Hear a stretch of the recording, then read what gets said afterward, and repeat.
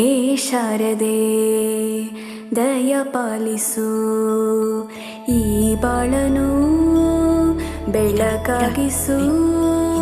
ಹೇ ಶಾರದೆ ದಯ ಪಾಲಿಸು, ಈ ಬಾಳನು ಬೆಳಕಾಗಿಸು.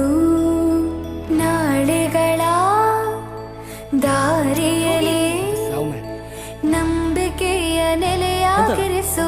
ಮುಂದೆ ಹಿಡಿದು ನಾವಾಡೋ ಪದ ಪದದಲ್ಲೂ ಸಂಚರಿಸು.